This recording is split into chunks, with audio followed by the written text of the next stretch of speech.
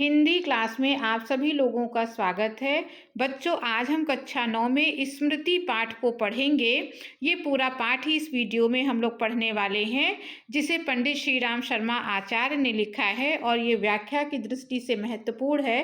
परीक्षा में अक्सर पूछा जाता है, तो आज हम इसी को पढ़ते हैं। तो बच्चों, आप इस वीडियो को आखिरी तक ज़रूर देखिएगा, ताकि आपको पूरा पाठ अच्छे से समझ में आ जाए। और अगर चैनल को अभी तक सब्सक्राइब नहीं किया है तो कर लीजिएगा, क्योंकि आपके लिए इस तरह के नए नए वीडियो लगातार बनते रहेंगे। तो आगे अब हम लोग इस पाठ को पढ़ना शुरू करते हैं। ये एक स्मृति माने होता है याद। ये जो पाठ लिखा गया है वो पंडित श्री राम शर्मा आचार्य के बचपन की उनकी याद है। बचपन की एक जो घटना है उसको संस्मरण के रूप में इस पाठ में लिखा गया है। तो देखिए, सन 1908 ईस्वी की बात है। दिसंबर का आखिरी या जनवरी का प्रारंभ होगा। चिल्ला जाड़ा पड़ रहा था। 2-4 दिन पूर्व कुछ बूंदाबांदी हो गई थी, इसलिए शीत की भयंकरता और भी बढ़ गई थी। सायंकाल के 3:30 या 4 बजे होंगे। कई साथियों के साथ मैं झरबेरी के बेर तोड़ तोड़ कर खा रहा था कि गांव के पास से एक आदमी ने जोर से पुकारा कि तुम्हारे भाई बुला रहे हैं, शीघ्र ही घर लौट आओ। मैं घर को चलने लगा। साथ में छोटा भाई भी था। भाई साहब की मार का डर था, इसीलिए सहमा हुआ चला जाता था। समझ में नहीं आता था कि कौन सा कसूर बन पड़ा।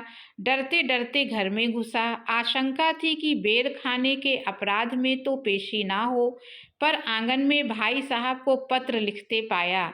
अब पिटने का भ्रम दूर हुआ। हमें देखकर भाई साहब ने कहा, इन पत्रों को ले जाकर मक्खनपुर डाक खाने में डाल आओ। तेजी से जाना, जिससे शाम की डाक में ही चिट्ठियां निकल जाएं। ये बड़ी जरूरी हैं।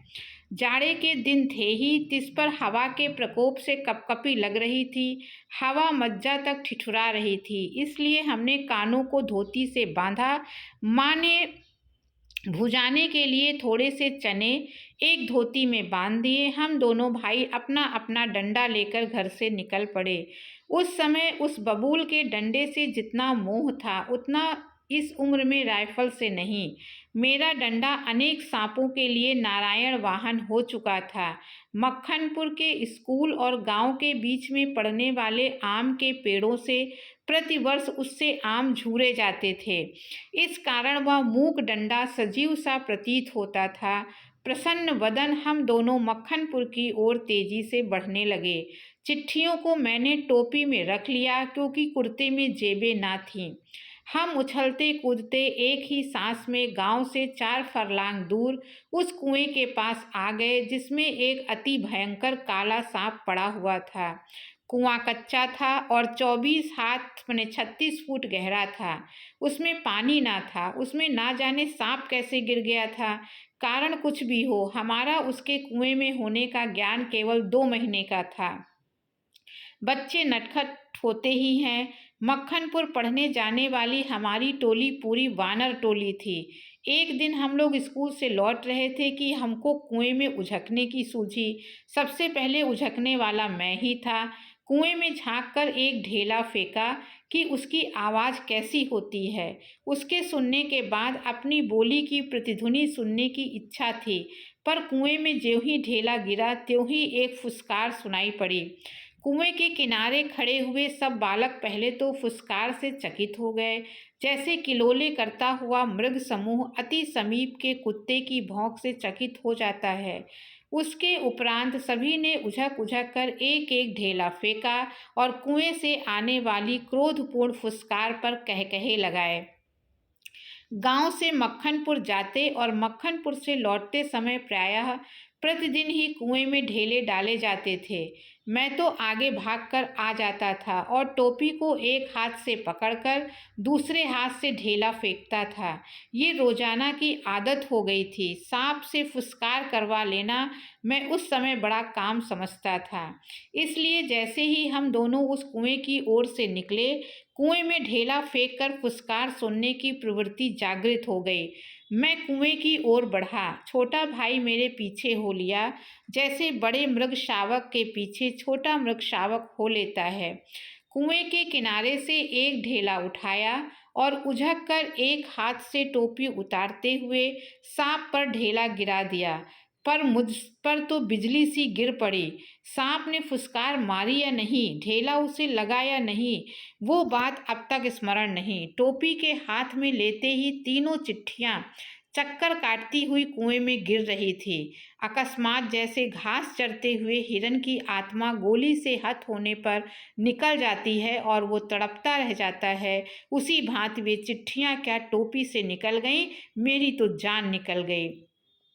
उनके गिरते ही मैंने उनको पकड़ने के लिए एक झपट्टा भी मारा, ठीक वैसे जैसे घायल शेर शिकारी को पेड़ पर चढ़ते देख उस पर हमला करता है।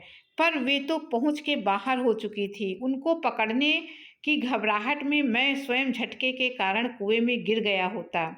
कुएं की पाट पर बैठे हम रो रहे थे, छोटा भाई ढांडे मारकर और मैं चुपचाप आंखें डबडबाकर। पतीली में उफान आने से ढकना ऊपर उठ जाता है और पानी बाहर टपक जाता है। निराशा, पिटने और भय और उद्योग से रोने का उफान आता था। पलकों के ढकने भीतरी भावों को रोकने का प्रयत्न करते थे, पर कपोलों पर आंसू ढलक ही जाते थे। माँ की गोद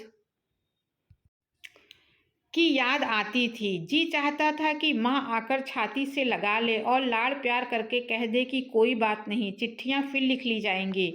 तबीयत करती थी कि कुएं में बहुत सी मिट्टी डाल दी जाए और घर जाकर कह दिया जाए कि चिट्ठी डाल आए, पर उस समय झूठ बोलना मैं जानता ही ना था। घर लौटकर सच बोलने से रूई की भांति धुनाई होती। मार के ख्याल से शरीर ही नहीं मन भी कांप जाता था। सच बोलकर पिटने के भावी भय और झूठ बोलकर चिट्ठियों के ना पहुंचने की जिम्मेदारी के बोझ से दबा मैं बैठा सिसक रहा था। इसी बीच सोच विचार में 15 मिनट होने को आए। देर हो रही थी। उधर दिन का बुढ़ापा बढ़ता जाता था। कहीं भाग जाने की तबीयत करती थी, पर पिटने का भय और जिम्मेदारी की दुधारी तलवार कलेजे पर फिर रही थी। दृढ़ संकल्प से दुविधा की बेड़ियां कट जाती हैं। मेरी दुविधा भी दूर हो गई। कुएं में घुसकर चिट्ठियों को निकालने का निश्चय किया। कितना भयंकर निर्णय था, पर जो मरने को तैयार हो उसे क्या। मूर्खता अथवा बुद्धिमत्ता से किसी काम को करने के लिए मौत का मार्ग ही स्वीकार कर ले, और वो भी जानबूझकर, तो फिर वो अकेला संसार से भिड़ने को तैयार हो जाता है। और फल, उसे फल की क्या चिंता। फल तो किसी दूसरी शक्ति पर निर्भर है।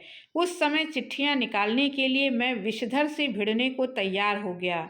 पासा फेंक दिया था। मौत का आलिंगन हो अथवा सांप से बचकर दूसरा जन्म, इसकी कोई चिंता ना थी, पर विश्वास ये था कि डंडे से सांप को पहले मार दूंगा, तब फिर चिट्ठियां उठा लूंगा। बस इसी दृढ़ विश्वास के बूते मैंने कुएं में घुसने की ठानी। छोटा भाई रोता था। उसके रोने का तात्पर्य था कि मेरी मौत मुझे नीचे बुला रही है, यद्यपि वो शब्दों से ना कहता था। वास्तव में मौत सजीव और नग्न रूप में कुएं में बैठी थी, पर उस नग्न मौत से मुठभेड़ के लिए मुझे भी नग्न होना पड़ा। छोटा भाई भी नंगा हुआ। एक धोती मेरी, एक छोटी भाई की, एक चने वाली, 2 कानों से बंधी हुई धोतियाँ, 5 धोतियाँ और कुछ रस्सी मिलाकर कुएं की गहराई के लिए काफ़ी हुई। हम लोगों ने धोतियाँ एक दूसरी से बांधी और खूब खींच खींच कर आजमा लिया कि गांठें कड़ी हैं या नहीं। अपनी ओर से कोई धोखे का काम नहीं रखा। धोती के एक सिरे पर डंडा बांधा और कुएं में डाल दिया। दूसरे सिरे को डेंग, वो लकड़ी जिस पर चरस से पुर टिकता है, के चारों ओर एक चक्कर देकर एक गांठ लगाकर छोटे भाई को दे दिया। छोटा भाई केवल 8 वर्ष का था, इसीलिए धोती को डेंग से कड़ी करके बांध दिया और तब उसे खूब मजबूती से पकड़ने के लिए कहा। मैं कुएं में धोती के सहारे घुसने लगा। छोटा भाई फिर रोने लगा। मैंने उसे आश्वासन दिलाया कि मैं कुएं के नीचे पहुंचते ही सांप को मार दूंगा, और मेरा विश्वास भी ऐसा ही था। कारण ये था कि इससे पहले मैंने अनेक सांप मारे थे, इसलिए कुएं में घुसते समय मुझे सांप का तनिक भी भय न था। उसको मारना मैं बाएं हाथ का खेल समझता था। कुएं के धरातल जब 4-5 गज रहा होगा, तब ध्यान से नीचे देखा, अकल चकरा गई। सांप फन फैलाए धरातल के एक हाथ ऊपर उठा हुआ लहरा रहा था। पूँछ और पूँछ के समीप का भाग पृथ्वी पर था। आधा अग्रभाग ऊपर उठा हुआ मेरी प्रतीक्षा कर रहा था। नीचे डंडा बंधा हुआ था। मेरे उतरने की गति से जो इधर उधर हिलता था, उसी के कारण शायद मुझे उतरते देख सांप घातक चोट के आसन पर बैठा था। सपेरा जैसे बीन बजाकर सांप को खिलाता है और सांप क्रोधित हो फन फैलाकर खड़ा होता और फुफकार मारता चोट करता है, ठीक उसी प्रकार सांप तैयार था। उसका प्रतिद्वंदी मैं उससे कुछ ही ऊपर धोती पकड़े लटक रहा था। धोती डेंग से बंधी होने के कारण कुएं के बीचों बीच लटक रही थी और मुझे कुएं के धरातल की परिधि के बीचों बीच उतरना था। इसके माने थे सांप से 1.5-2 फुट गज नहीं की दूरी पर पैर रखना, और इतनी दूरी पर सांप पैर रखते ही चोट करता। स्मरण रहे, कच्चे कुएं का व्यास बहुत कम होता है, नीचे तो वो 1.5 गज से अधिक होता ही नहीं। ऐसी दशा में कुएं में मैं सांप से अधिक 4 फुट की दूरी पर रह सकता था, वो भी उस दशा में जब सांप मुझसे दूर रहने का प्रयत्न करता। पर उतरना तो था ही कुएं के बीच में, क्योंकि मेरा साधन बीचों बीच लटक रहा था। ऊपर से लटक कर तो सांप को मारा नहीं जा सकता था, उतरना तो था ही, थकावट से ऊपर चढ़ भी नहीं सकता था। अब तक अपने प्रतिद्वंदी को पीठ दिखाने का निश्चय नहीं किया था। शायद ऐसा करता तो कुएं के धरातल पर उतरे बिना क्या मैं ऊपर बढ़ सकता था। धीरे धीरे उतरने लगा। एक एक इंच ज्यों ज्यों मैं नीचे उतरे जाता था, त्यों त्यों मेरी एकाग्र चित्तता बढ़ती जाती थी। मुझे एक सूझ सूझी। दोनों हाथों से धोती पकड़े हुए मैंने अपने पैर कुएं की बगल में लगा दिए। दीवार पर पैर लगाते ही कुछ मिट्टी नीचे गिरी और सांप ने फूं करके उस पर मुंह मारा।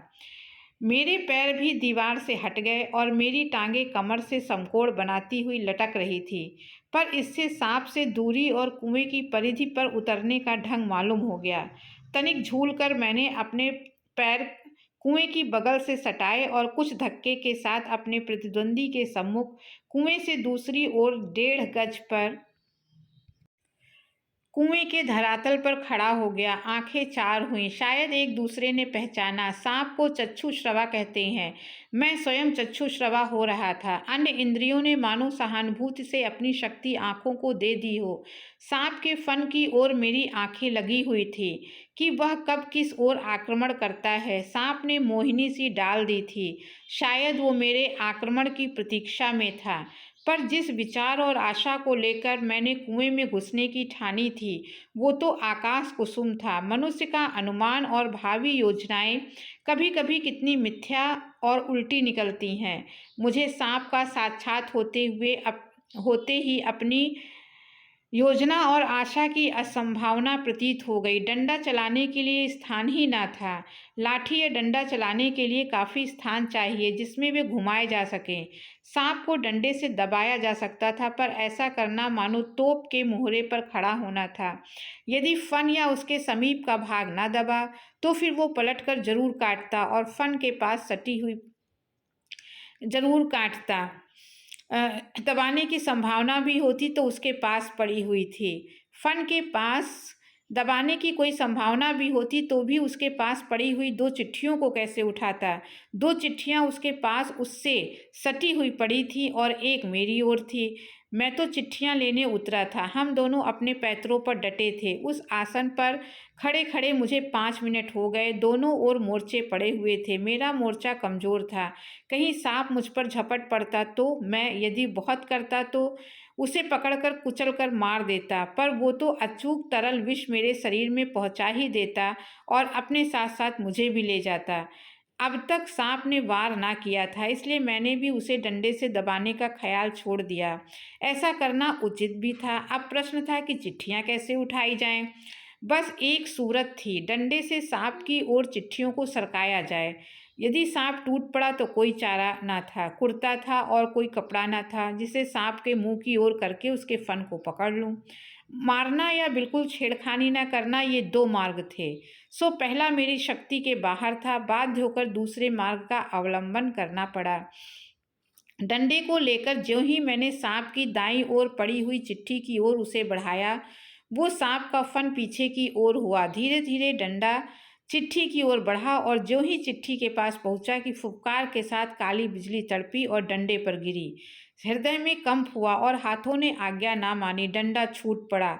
मैं तो ना मालूम कितना ऊपर उछल गया, जानबूझकर नहीं, यूं ही बिदक कर। उछलकर जो खड़ा हुआ तो देखा डंडे के सिरे पर 3-4 स्थानों पर पीप सा कुछ लगा हुआ था। वह विष था। सांप ने मानो अपनी शक्ति का सर्टिफिकेट सामने रख दिया था। मैं तो उसकी योग्यता का पहले से ही कायल था। उस सर्टिफिकेट की जरूरत ना थी। सांप ने लगातार फू फू करके डंडे पर 3-4 चोटें की। वह डंडा पहली बार ही इस भांति अपमानित हुआ था, या शायद वो सांप का उपहास कर रहा था। उधर ऊपर फू फू और मेरे उछलने और फिर वही धमाके से खड़े होने से छोटे भाई ने समझा कि मेरा कार्य समाप्त हो गया और बंधुत्व का नाता फू फू के धमाके में टूट गया। उसने ख्याल किया कि सांप के काटने से मैं गिर गया। मेरे कष्ट और विरह के ख्याल से उसके कोमल हृदय को धक्का लगा। भातृ स्नेह के ताने बाने को चोट लगी। उसकी चीख निकल गई।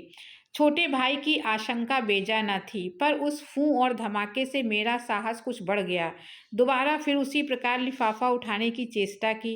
अब की बार सांप ने वार भी किया और डंडे से चिपट भी गया।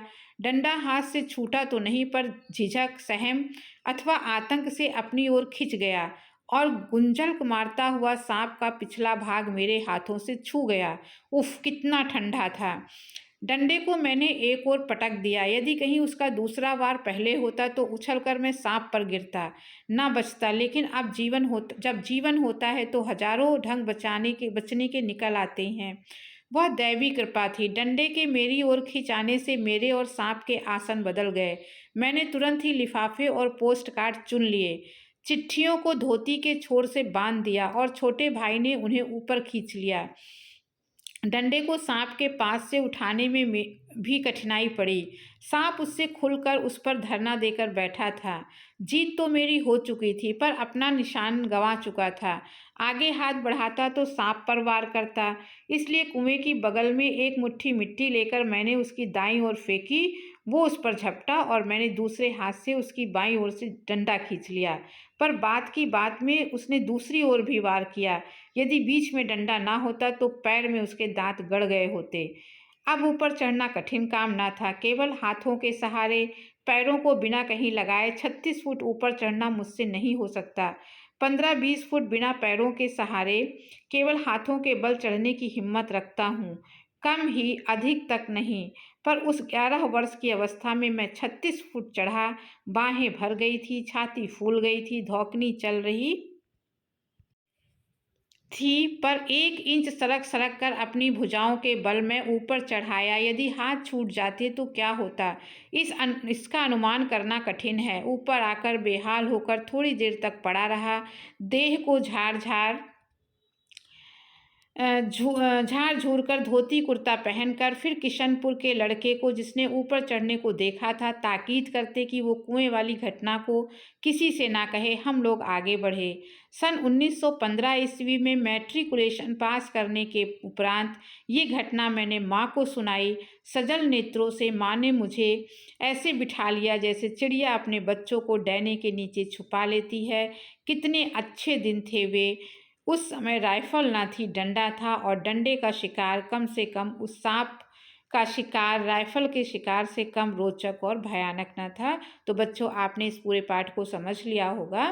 पाठ अगर पढ़ लेंगे तो आगे के प्रश्न भी आप कर सकते हैं अभ्यास के। तो अब अगर वीडियो अच्छा लगा हो तो सब्सक्राइब करिएगा, लाइक करिएगा, शेयर करिएगा। अगले वीडियो में फिर किसी टॉपिक के साथ मिलेंगे। तब तक के लिए धन्यवाद।